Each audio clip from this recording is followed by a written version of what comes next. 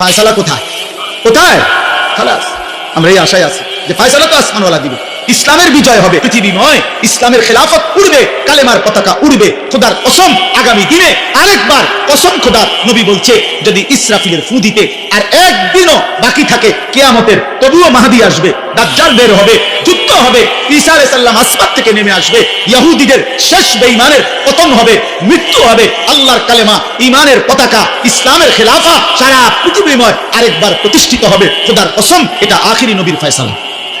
নবী সাল্লাল্লাহু আলাইহি সাল্লাম এটা বলেছেন। অতএব ইমানদার যুবক, দ্বীনের জন্য, মাহাদির জন্য, ইসলামের জন্য, কালেমার জন্য কয়জন লাগবে? এই ফয়সালা কার হাতে? কারে নেবে? এই ফয়সালা কার হাতে? অতএব চরিত্রহীন যুবক, লম্পট যুবক, নারী, অশ্লীল ছবি, জিনা ব্যভিচারের দৃশ্য দেখে তোমরা যারা আছো মনে করো না তোমার মতো অপদার্থের জন্য ইসলাম আটকায় যাবে। তোমার মতো আকামলা ছাড়াও ইনশাআল্লাহ ইসলামের বিজয় হবে, কালেমার বিজয় হবে। কিন্তু একদিন চোখ বন্ধ হইলে দেখবা কবরে গেলে ফেরেশতা তোমার মতো নাফরমানকে লাথি দিয়া কবরে পাঠাইবে জাহান্নামে। সেদিন বুঝবা এই মৌলবীদের কথা কতটা দরকার ছিল। সেদিন বুঝবা এটুকু নামাজ পড়তে পারতা, সেদিন বুঝবা আল্লাহরে ডাকতে পারতা ইচ্ছা করে, শরীর স্বাস্থ্য সবই ছিল, কিন্তু নাফরমানি করবে। অতএব রাত গভীরে আমি বললাম সমস্ত কিশোর যুবক ভাই, দয়া করে নষ্ট হইও না।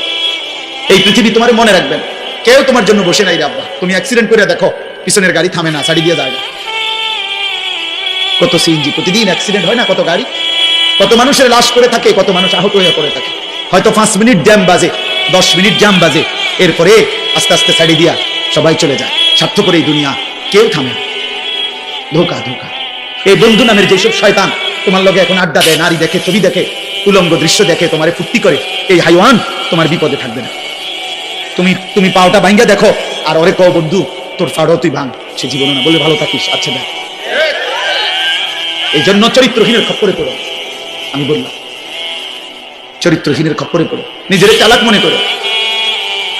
আম হাসিবাল্লাযীনা ইয়ামালুনা আস-সাইয়্যাতি আন ইয়াসবিকুনা, আল্লাহ বলে বান্দা ভেবো না গুনাহ করে আমারে ডিঙ্গায় লাইবে। আল্লাহ নিষেধ করছে বান্দা পুলিশ, র‍্যাব, বিজিবি, আর্মি সব তুমি ফাঁকি দিবা, এই পৃথিবীর সব, কিন্তু আমারে ফাঁকি দিবা কেন? আমাকে ডিঙ্গাইবা কেন? অতএব বাপ, অনেক রাত হয়ে গেল, আমি সবার কাছে অনুরোধ করি, প্রিয় কিশোর, প্রিয় নওজোয়ান, চোখের হেফাজত করো, নারী দেখো না, অস্থির ছবি দেখো না বাপ, উলঙ্গ ছবি দেখো না, মোবাইলের আসক্ত হয়েও না, নিজের হেফাজত করো।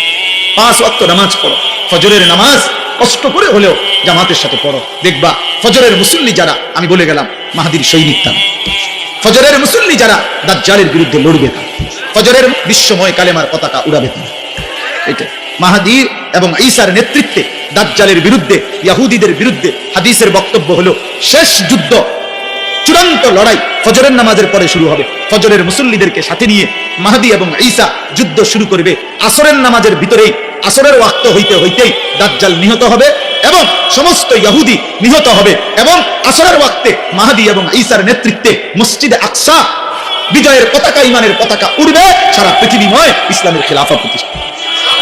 ভাই আমি দেখবো না, তুমি দেখবে না, আমার সন্তান দেখবে। কিন্তু আল্লাহ রাসূল সাল্লাল্লাহু আলাইহি ওয়াসাল্লামের এই কথা বৃথা হবে। কোন জালেমের পতনের আগে কেউ বোঝে না কেমনে পতন, কেমনে পতন, কিন্তু যে সময় জায়গা সেই সময় সবাই বুঝে যে এমনি যাইতে বুঝেন না। হেলিকপ্টার উঠবার আগে কেউ বুঝছে না যে হেলিকপ্টার দিয়ে যাইবো না অটো দিয়ে যাইবো, কেউ খেয়াল করছে। কিন্তু যখন হেলিকপ্টার ছেড়ে দিছে সবাই বুঝে লাগছে যে জায়গা এটাই।